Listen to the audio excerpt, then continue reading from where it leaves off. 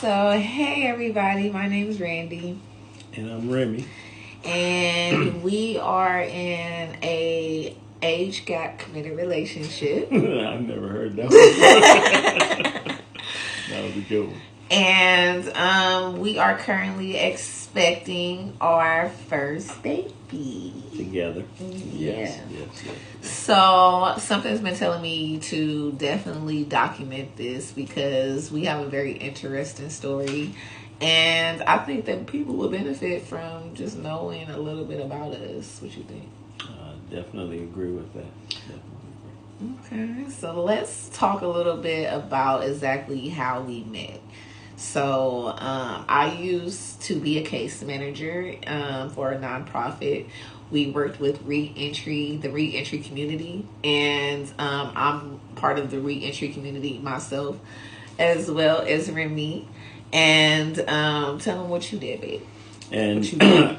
at the same place where she worked at, the nonprofit, I was one of the individuals that was a part of a youth mentorship team. The company that I worked for was contracted to come in and do facilitations and work with the youth. So that is what I do. I'm a director of housing and program services for a nonprofit organization as well. And one of my passions is working with youth. Yes. And just a little bit background with us personally, so you can understand why this relationship had to come into fruition for whatever reason. So I am definitely an advocate where I live at, as far as for people who have been through foster care, because I have done that. People who have been through domestic violence, because I've also done with that.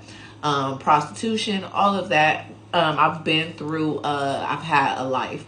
So me being a part of that community, reentry community, I take a lot of pride in working with people that have been through things, because I have overcome things. Remy, tell them a little bit about your story. Individual like her, been in the system since pretty young. My last bid, I did a lot of time, 27 years. Had life without the possibility of parole. That was overturned in 2022, and that allowed me to come home. And like my girl, I'm very passionate about the reentry community, having been a part of it, but also because I've been, I believe, a contributing factor to the way that you see individuals acting out here today. That's the ripple effect of my training of them and my teaching of them. And so now I'm on the side of being a part of the solution, being a solution as opposed to being a problem. Amen. And we are so proud of each other for, how far we've come in life in general. So we met at the job, and we were friends. I worked there for about a year before we started to date. So we were friends. There were times where he was in a committed relationship, and I was just a friend. And actually, I used to tease him a lot. I'm not going to even lie. Yeah, she did. I definitely have this energy, especially in the office, of joking and keeping the office laughing.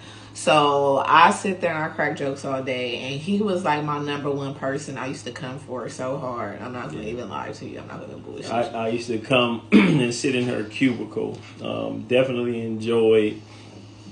She was one of the ones where she worked at that I look forward to coming and sitting down in her cubicle. And as soon as I would walk in, she would be like, "What's up, old man?"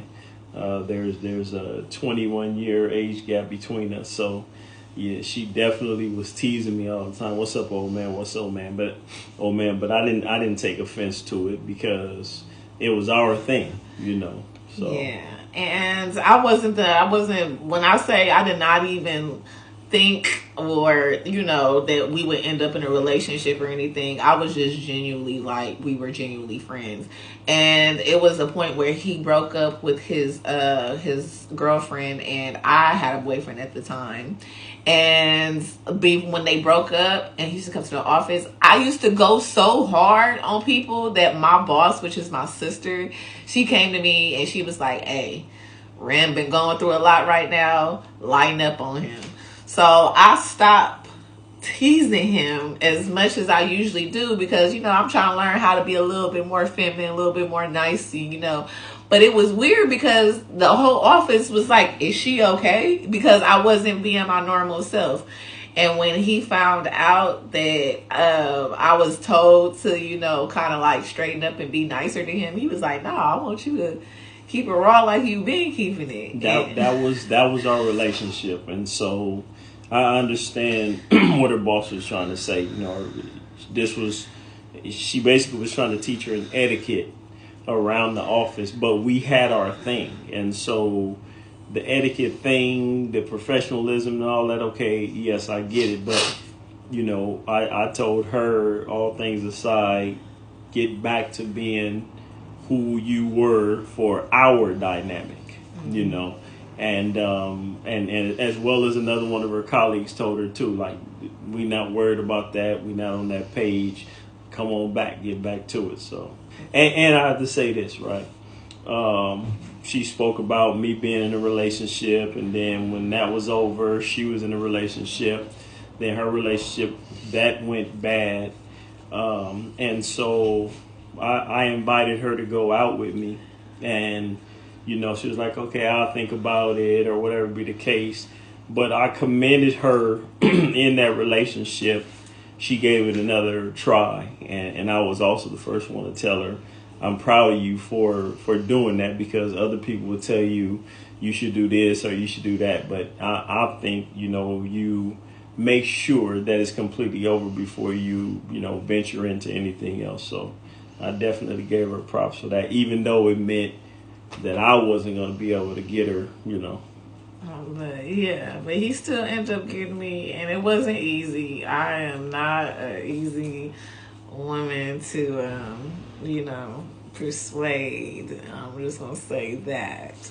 But what's the craziest thing ever is that when it did happen, it happened really fast. And after that, it was like the first time I made him wait, y'all, so don't think that I'm fast. You feel me? We dated, he courted me, okay? He made sure he took me out, and we had great experiences with each other. And until I was ready. And then once I was ready, we had that big person conversation, and it happened. Now, she actually asked those questions though, even beforehand. She's an individual, very perceptive, able to look.